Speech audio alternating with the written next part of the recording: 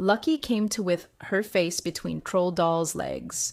Troll Doll's hands were clutching the back of her head, kneading her deeper into her surprisingly engorged clit, her thigh muscles squeezing Lucky's cheeks. Her mouth was filled with the briny taste of pussy. She remembered something a lover of hers in Paris, a French Caribbean model whose body had been the mold for a famous fragrance bottle, would say to her after he came. I take my death in that pussy. Lucky had laughed at the time, thinking it some error of translation, but now she understood. There was such a thing as death by pussy, and she was coming dangerously close to experiencing it. She yanked her head back and threw off the duvet cover, gasping for breath. I'm close, whined Troll Doll. Lucky sucked in a large gulp of air. I'm dying. Troll Doll took Lucky's hand and shoved it between her legs, using her fingers to furiously work her clit until, with a piercing scream reminiscent of Fox's mating, she came. Lucky wiped her fingers on the bed cover and lay down next to the flushed and panting Troll Doll. That was... Troll Doll sighed. Heaven. She rolled over to face Lucky's profile, searching her face eagerly. You have any weed? Lucky asked. Troll Doll rolled her eyes. You're like a teenage boy, she said. She turned to pull open the drawer of the bedside table, producing a vape pen. You'll be asking me if you can play video games next. Lucky tucked one hand behind her head, then used the other to purse the pen between her lips. Troll Doll rested her head in the nook of Lucky's arm as she inhaled, stroking Lucky's bare stomach thoughtfully. I knew you'd come see me, Troll Doll said quietly. I knew we had a connection. Murmured Lucky, watching the flume of vapor rise above her head. Troll Doll kept stroking down and down until her hand was burrowed in Lucky's underwear. Very gently, Lucky reached down to remove it. I'm good, she said, but thanks. Troll Doll looked up at her. I want to, she said. Lucky shook her head and took another toke. A silence passed between them, and in it Lucky heard the echo of two words. Nikki's baby. She should let it go, she knew, chalk it up to drug-induced delusion, but something inside of her kept reaching to believe the message was real. Do you think the dead ever try to communicate with us? She asked suddenly. From, wherever they go next? Troll Doll cocked her head and laughed. Okay, this is some really weird pillow talk, yeah. But do you? Lucky insisted. Troll Doll rolled onto her back and giggled. I was totally into Wicca at school. We would do Ouija boards and try to speak to Princess Diana and stuff. Did it ever work? Troll Doll scoffed. Of course not. We'd attempt levitation too. You know. She affected an exaggerated stage whisper. Light as a feather, stiff as a board, cold as ice, quiet as a barn owl. All that nonsense. Anyway, why are you asking? You're not secretly all witchy-woo, are you? Lucky frowned slightly. So you don't believe we go somewhere, then, after we die? Troll Doll propped herself up on her elbow and looked at her. If we did, wouldn't we know about it by now? She said. I can't believe people can still justify believing in heaven and hell. It's so provincial. If Lucky believed in anything resembling heaven, it was this. A square of chlorine blue water in a wide green field, her sisters lying beside her, heat-stunned as lizards beneath a ripe, hot sun.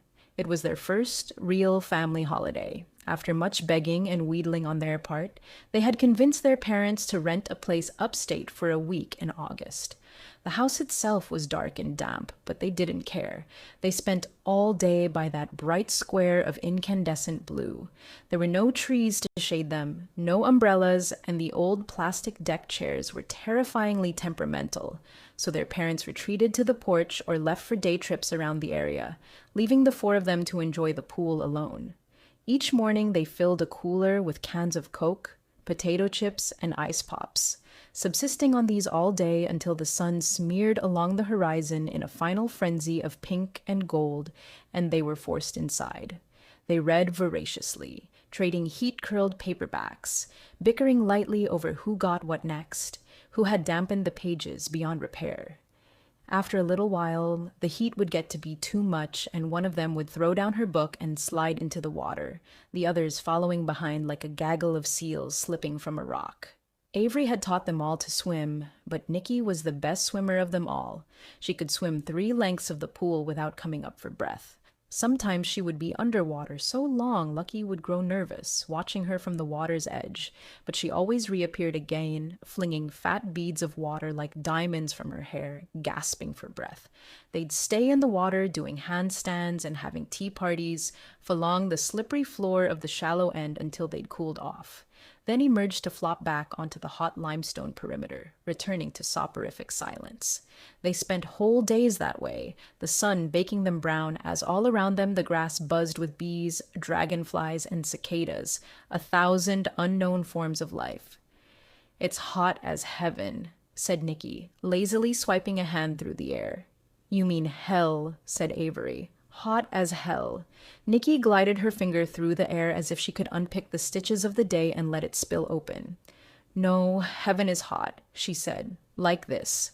Lucky stared up at the ceiling above her, and Troll Doll as a passing car's headlights striped it with light. "Hot as heaven," she murmured. "What?" asked Troll Doll. Lucky blinked and sat up. She had not meant to speak. Troll Doll gave a shrill laugh. "Are you already high?" she asked. "Is that why you're getting all existential on me?" Lucky swallowed thickly. "Yeah, that's it," she said. "Ignore me." Troll Doll's eyes brightened suddenly. "You sure you don't want me to go down on you?" she asked. Lucky shook her head. "Sleep," she said. "That's what I want." Troll Doll rested her head back on her chest with a little sigh.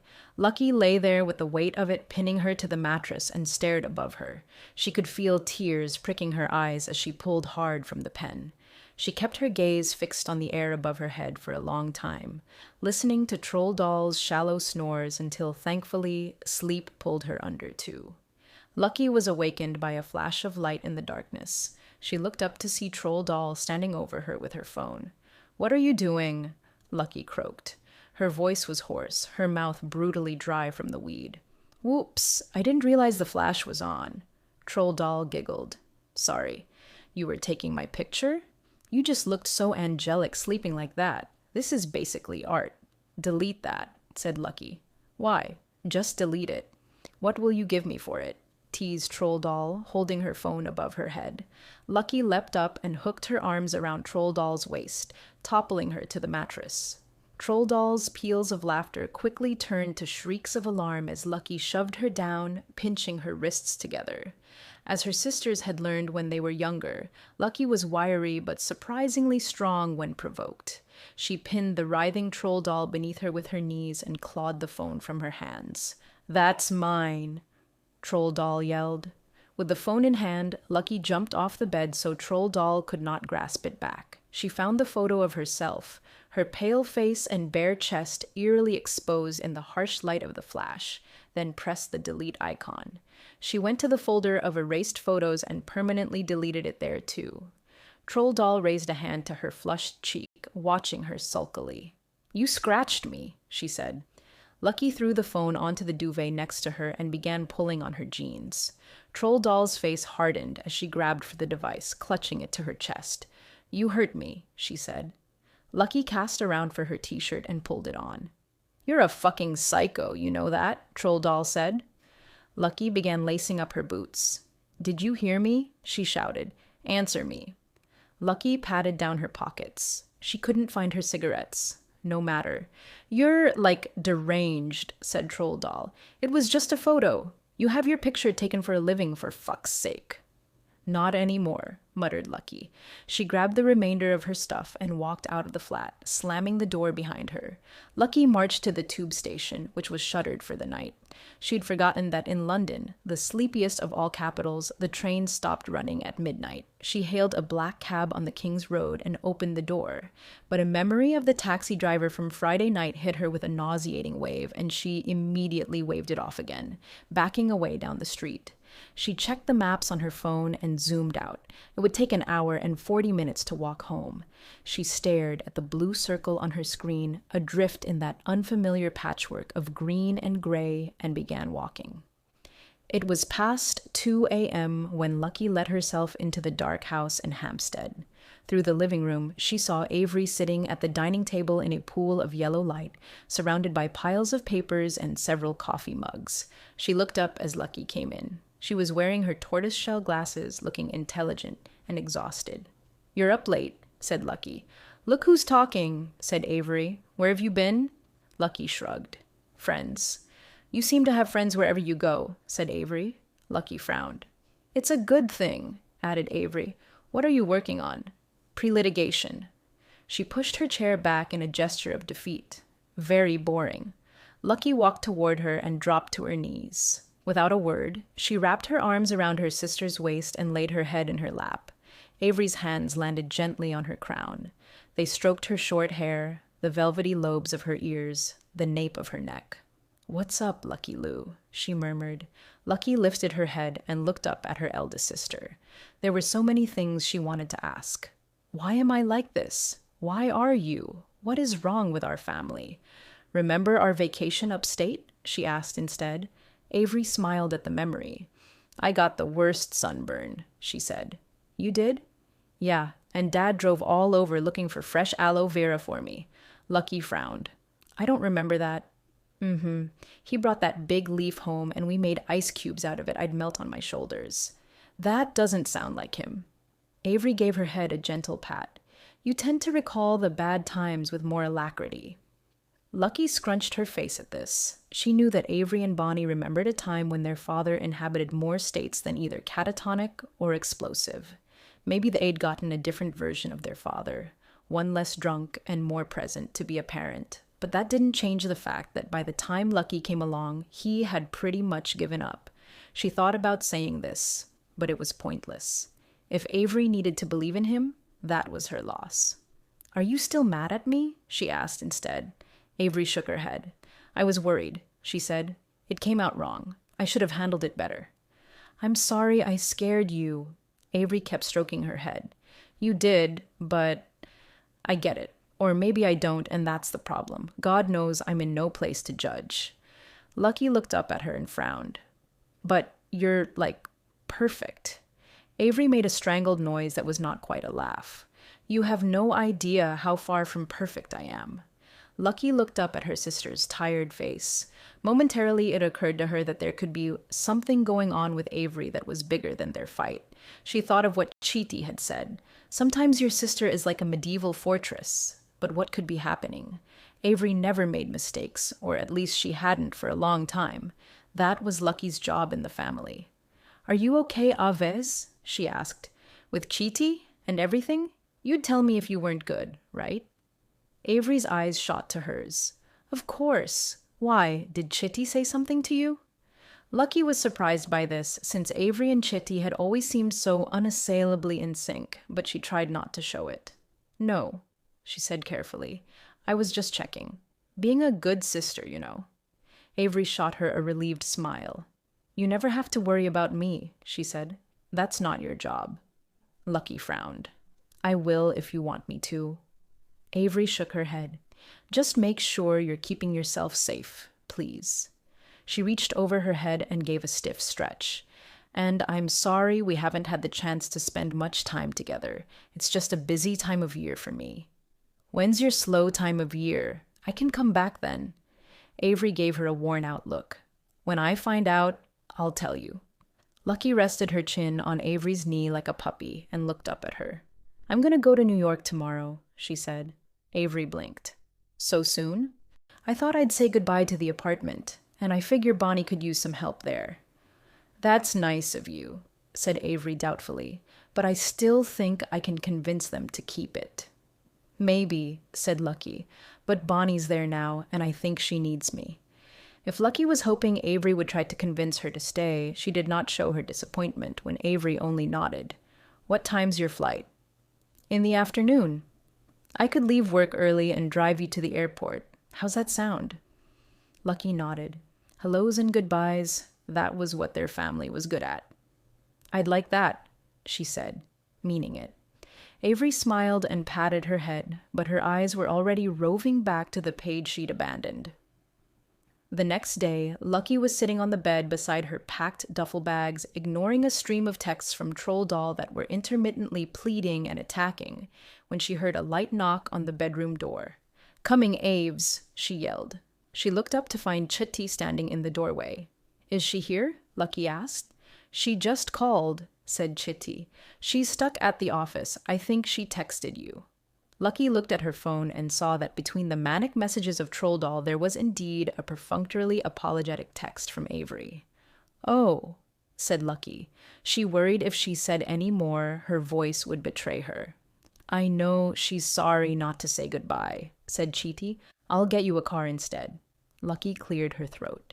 "You don't need to do that. I can get one." Chitty looked up from her phone, which she had been busily tapping away at. 6 minutes. She stepped tentatively into the room. "Do you have a moment before you leave? There's something I wanted to talk to you about." Lucky scooted over to make room for Chitty beside her on the little bed with its rose quartz-colored sheets. "Look, sorry I'm leaving so soon," Lucky began. "You know I love seeing you guys. I just need to get to New York." Chitty raised her hand. "That's fine," she said soothingly. "It's a good idea for you to go home for a little. I wanted to speak to you about something else." She reached into the pocket of her skirt and placed a small packet on the bed between them. "I know it's none of my business," she said, "but I found this in the trash of the guest bathroom, and I just wanted to say, well, if you need someone to talk to, I'm always here. I wanted you to know that." Lucky picked up the packet and inspected it. It had an empty plastic circle in the center where a pill had been. She turned it over and read the writing on the back. It was Plan B. She looked at Chitty's face, which was creased with concern. "Chitty," she said slowly, "this isn't mine." Chitty's eyes widened slightly. "But it was in your trash can," she said. Lucky shook her head. "I don't know what it was doing there, since I haven't had sex with a man in—" Lucky paused to think about this. The taxi driver. But she hadn't. Thank God. "A minute," she landed on. "I see," said Chitty quietly. "Maybe it was one of your clients?" tried Lucky. Chitty gave her a distracted look. "I'm sure there's an explanation." "Obviously." Lucky nodded hard enough to hopefully convince them both. "Definitely." Lucky thought of Avery's face last night. "You have no idea how far from perfect I am." A tense silence descended between them. Chitty stood up and smoothed the creases in her long silk skirt. "Right. Let me give you a hug before the car gets here." She embraced her, and Lucky did her best not to radiate the sadness she suddenly felt about leaving. "I'm really sorry," she said into Chitty's hair. "You have nothing to apologize for. I wasn't a very good house guest." Chitty pulled herself back and put her hands on either side of Lucky's face. "You must take care of yourself, darling girl. Please, Lucky." "I'm okay," said Lucky. "You take care of yourself." Chitty leveled her in her dark, knowing gaze. "No," she said. "You're not." Lucky stared out the little round cabin window at the black night sky and saw her own face reflected hazily back. Could the Plan B have been Avery's? But who on earth would she have used it with? Lucky had been so sure that the one person she could rely on to be a stable force in her life was Avery. But of course, she'd thought the same thing of Nikki. They were 2 of 4, but they were also undeniably a pair, as close as twins despite their age difference. Nikki was just 2 when Lucky was born accidentally at home, elbowing out of the birth canal in only 15 minutes as their mother squatted on the bedroom floor. Nikki could have resented Lucky for ending her tenure as the baby of the family so swiftly, but it was the opposite. Instead, she declared Lucky her baby and carried her everywhere in the following months, dragging a stoic Lucky like a sack of flour around the apartment. When they were 2 and 4, Lucky followed Nikki everywhere like a duckling, like a dog. Right from the start, it was Nikki she chose, above everyone else. As far as she was concerned, the world began and ended with her sister. 4 and 6 was the 2 of them in the bath together, slipping over each other like seal cubs, laughing. It was Nikki's favorite toy, a pink cat with 4 kittens inside its Velcro belly who were born and returned to their mother again and again. It was an afternoon in Central Park licking Mr. Softies, long cream rivulets dripping down their arms. It was Nikki insisting they feed some to the kittens. Oh, they eat so sweetly, she said, sighing. 6 and 8, they had matching bowl haircuts their mother gave them over the kitchen sink. They played hide and seek, choreographed dance routines, and spoke a language only the other understood. 8 and 10, their dad shattered the wedding china. That Christmas, he pulled the Christmas tree down on top of himself while drunk. They stayed in their shared bedroom and played music softly when he was home. Lucky was Baby Spice and Nikki was Posh. They needed no other identities than these. 10 and 12, their small age difference was suddenly big. Nikki hit puberty early and hard, while Lucky was still a child. Lucky learned to fear the hot water bottle, knowing that if Nikki had it pressed to her stomach, she was in no mood to play. For the first time, Nikki traveled to a place Lucky could not follow. It was scary and required Clearasil. 12 and 14, Nikki grew her hair out, bought a padded bra from Bloomingdale's, and started painting French tips on her nails. Lucky grew 12 inches, discovered the Ramones, and declared black her favorite color. They never looked alike again. 14 and 16, Nikki came home early from school again after fainting on her period. Their mother told her she was being dramatic, and secretly, Lucky agreed.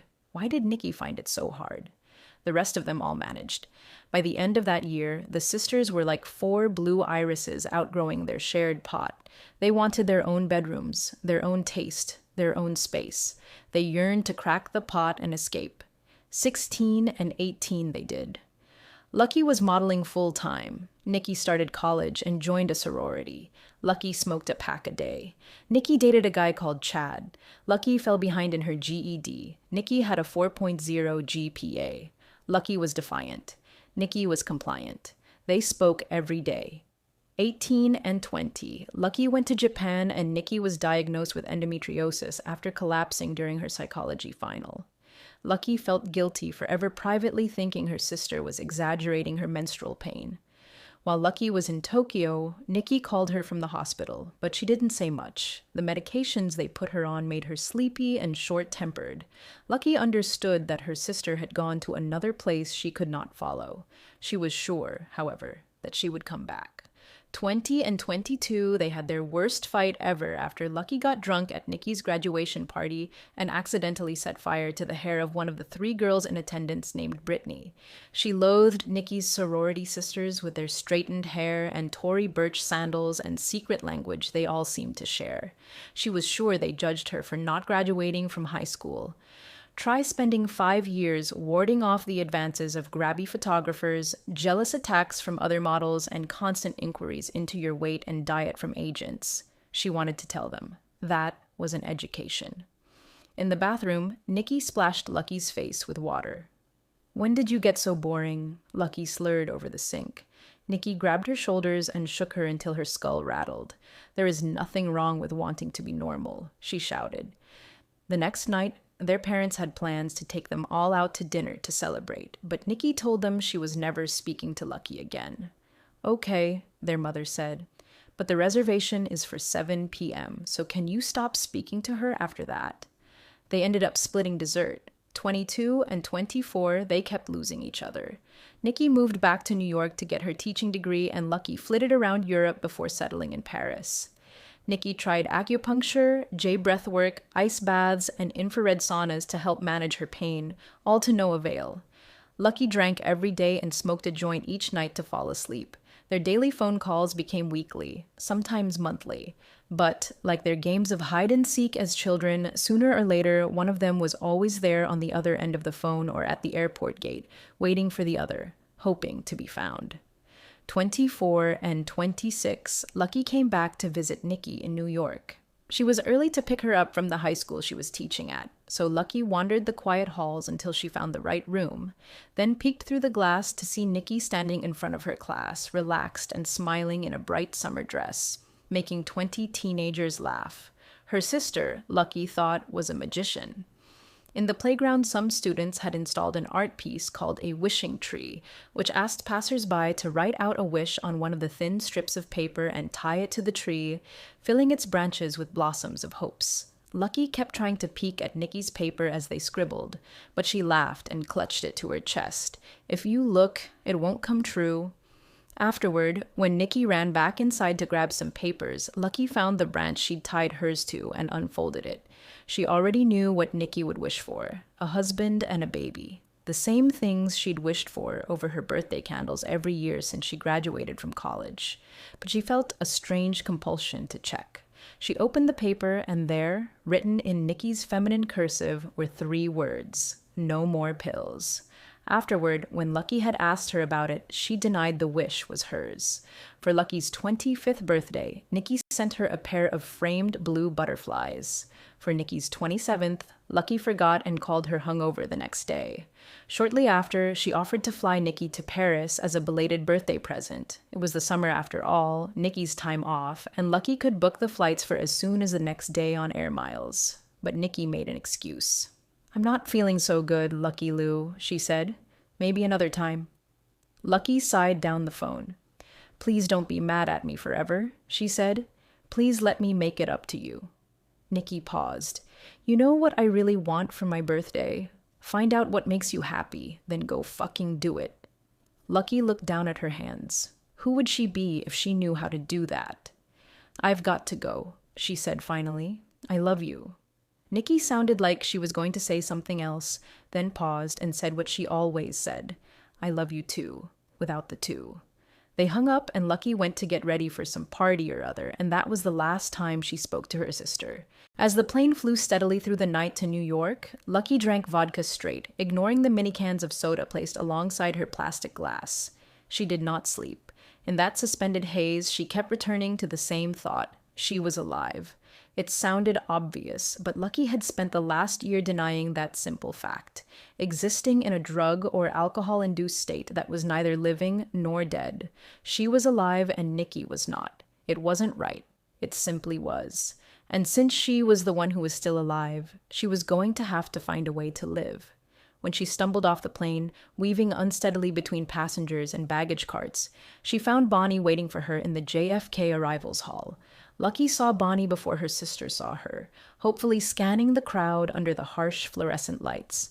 She was clutching a sign that said Lucky's name. She had drawn 2 dots over the U to make it a smiley face. Lucky crashed through it into her arms.